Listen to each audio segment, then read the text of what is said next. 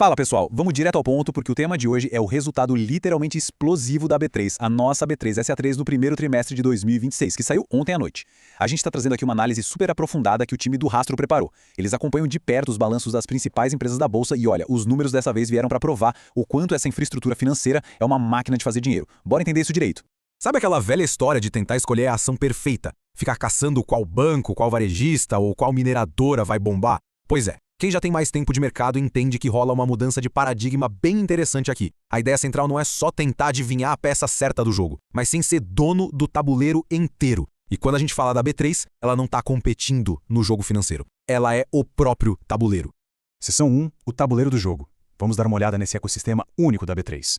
É aqui que a mágica acontece. O modelo de negócios da B3 é basicamente um pedágio obrigatório. Sabe o que isso significa na prática? Que ela lucra com o volume puro e simples, e não com a direção do mercado. Se a bolsa está em alta, aquele otimismo todo traz um baita volume. Se a bolsa está caindo, o pessoal entra em pânico, começa a rebalancear a carteira e, adivinha, mais volume gigantesco. A direção dos ativos não importa tanto assim para o caixa deles. Tem movimento financeiro? Então o pedágio está sendo pago. E se isso já parece forte na teoria, os números que acabaram de sair são a prova viva disso.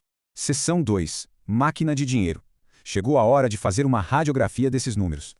E que crescimento absurdo, viu? A receita líquida bateu um recorde histórico de 3,2 bilhões de reais. Isso é um salto de 20,5%. O lucro líquido recorrente foi lá para casa do 1,5 bilhão de reais, crescendo impressionantes 33% em 12 meses. E o motor que fez tudo isso girar tão rápido foi o volume médio diário na bolsa, que disparou absurdos 46%, batendo quase 35 bilhões de reais, trocando de mão todo santo dia no trimestre. Se você está gostando deste vídeo, deixe um like e comente abaixo sobre qual empresa ou ativo você gostaria que fosse o próximo vídeo. E não se esqueça de nos seguir. Aí você pode se perguntar, tá, mas por que o lucro saltou 33% se a receita cresceu uns 20%? O nome dessa mágica é alavancagem operacional. Pensa o seguinte, a B3 já tem toda a estrutura pesada dela montada. Data centers operando, sistemas de liquidação rodando liso, equipe regulatória a postos. Então, quando o volume de negócios explode, os custos não sobem na mesma proporção. Aquela receita extra entra, passa batida pelos custos fixos que já estão amortizados e cai quase inteirinha lá na última linha do balanço. Vira puro lucro. E o resultado dessa alavancagem toda é uma margem EBITDA simplesmente brutal de 71,6%. Trazendo para o português claro, de cada R$100 que entram no caixa da B3, mais de R$71 ficam retidos como lucro operacional, antes mesmo de descontar juros e impostos. Uma eficiência dessas coloca a empresa no topo absoluto das bolsas no mundo inteiro. É muito difícil achar uma maquininha de fazer dinheiro tão eficiente em qualquer outra parte da economia. Seção 3, o retorno do investidor estrangeiro, o fluxo internacional. Um dos grandes responsáveis por esse volume maluco foi a volta triunfal do Brasil para o radar global. A gente está falando de uma entrada líquida monumental de 53,8 bilhões de reais só de capital estrangeiro nesse primeiro trimestre. É um fluxo massivo que muda completamente a dinâmica do jogo. E quando quase 54 bilhões entram de uma vez no sistema, as coisas ficam bem interessantes. Esse capital institucional pesado dos fundos globais não só empurra os preços dos ativos para cima e injeta confiança no sistema. Para a B3, a brincadeira vai muito além de simplesmente comprar e vender ações. Esse investidor gringo opera pesado usando derivativos para fazer proteção, o famoso hedge cambial. E esse comportamento destrava verdadeiros rios de dinheiro em receitas secundárias com taxas de registro e contratos. É um fluxo de monetização perfeito. Seção 4. O investidor sofisticado. A diversificação de quem está aqui no Brasil. Mas se engana muito quem acha que foi só o dinheiro de fora que fez chover nesse trimestre. O investidor brasileiro está voando, está cada vez mais sofisticado. Se a gente olhar o volume de produtos mais complexos, foi um verdadeiro boom. Os ETFs explodiram com alta de 62%, os fundos listados subiram 54% e os BDRs cresceram 51%. No agregado, tivemos um salto enorme de 57,5% no volume desses produtos. A análise do Rastro aponta claramente. O brasileiro está montando carteiras super sofisticadas, misturando tecnologia lá de fora, cripto e até ETFs de renda fixa. Essa evolução toda mostra uma transformação fantástica. A gente saiu daquela dependência de ficar só escolhendo ações isoladas para criar um ecossistema incrivelmente resiliente, um verdadeiro supermercado financeiro.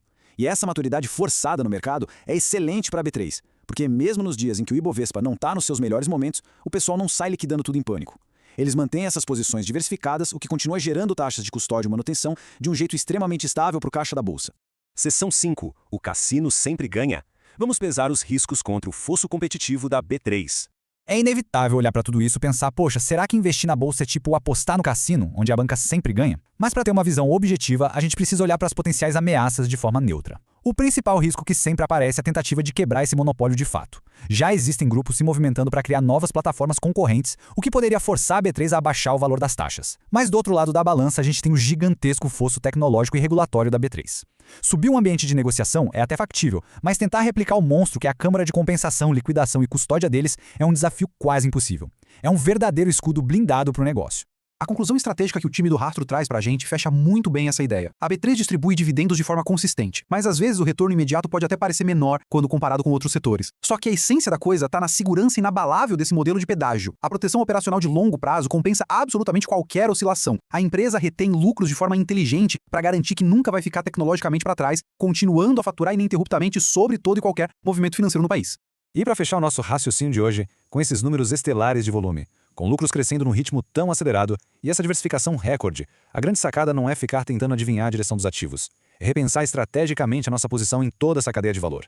Diante de uma infraestrutura com uma eficiência tão imbatível, a pergunta que fica no ar é exatamente esta: você investe na bolsa ou investe na própria bolsa?